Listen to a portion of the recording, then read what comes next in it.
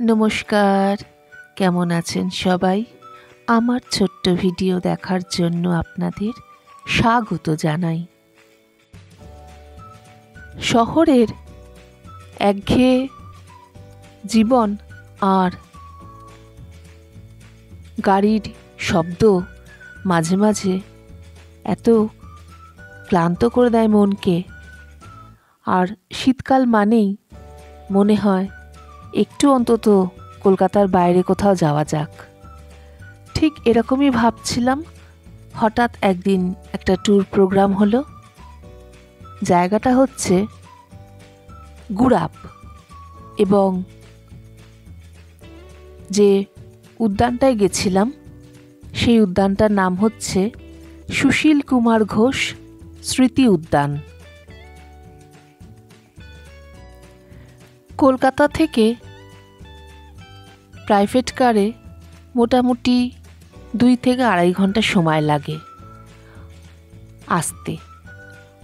আমরা মোটামুটি শুরু করেছিলাম আমাদের জার্নি টালিগঞ্জ মেট্রো থেকে সকাল 8:30, এবং এই সুশীল কুমার ঘোষ স্মৃতি উদ্যানে পৌঁছতে মোটামুটি আমাদের এই 11টা থেকে 11:30 লেগেছিল।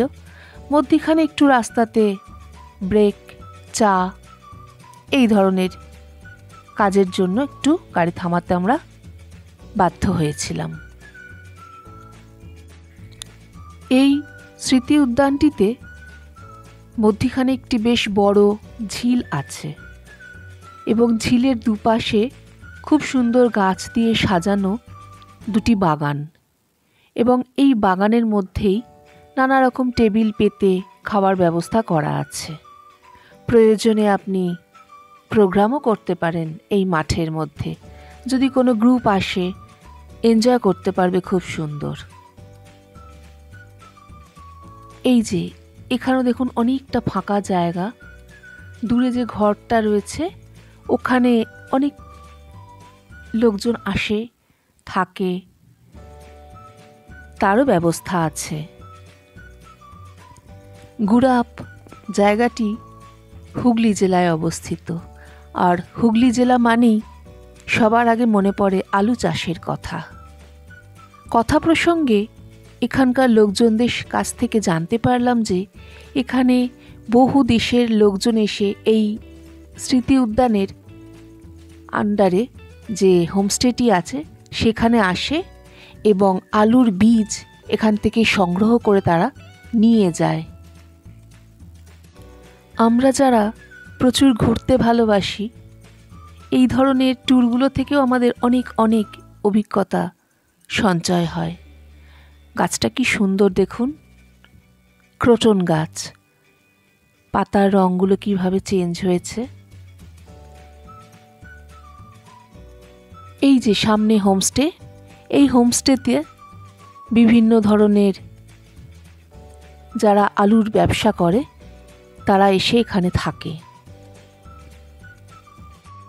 আমরা যে সময় গেছিলাম জানুয়ারি মাসে, তখন সত্যি ফুলের সময়, গাছে গাছে একদম ভরে গেছে গাঁদা ফুল। আর শীতকাল মানেই তো গোলাপ, কি সুন্দর গোলাপগুলো হয়েছে দেখুন।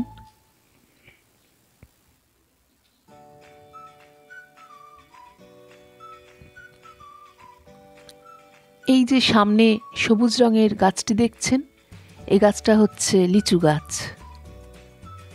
পার্কটিতে এসে দেখলাম প্রচুর গোলাপ গাছ, আর প্রত্যেকটা গাছে কি সুন্দর গোলাপ হয়ে আছে।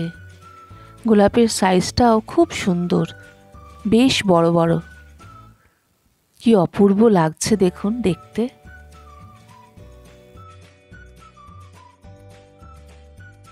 এই ঝিলটাতে মাছ চাষও হয়।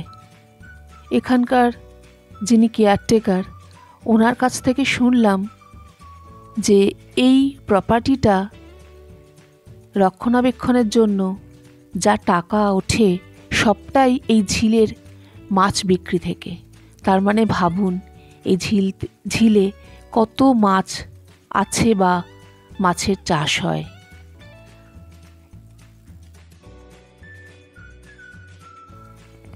এই যে এটা আরেক ধরনের ক্রোটন গাছ। পাশেই কাগজ ফুলের গাছ। কি সুন্দর লাগছে গাছটা না?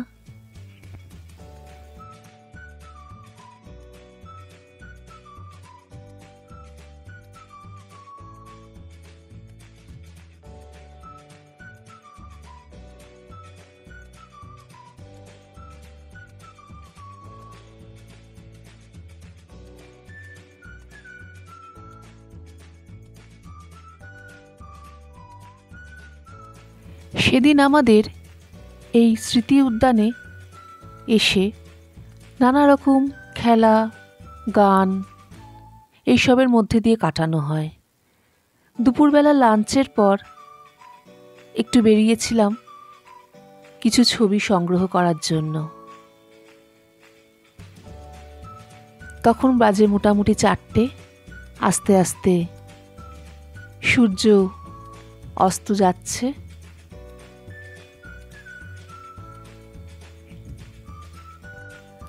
চতুর্দিকটা কি সুন্দর লাগছে, গাছের ছায়া জলের ওপর পড়েছে।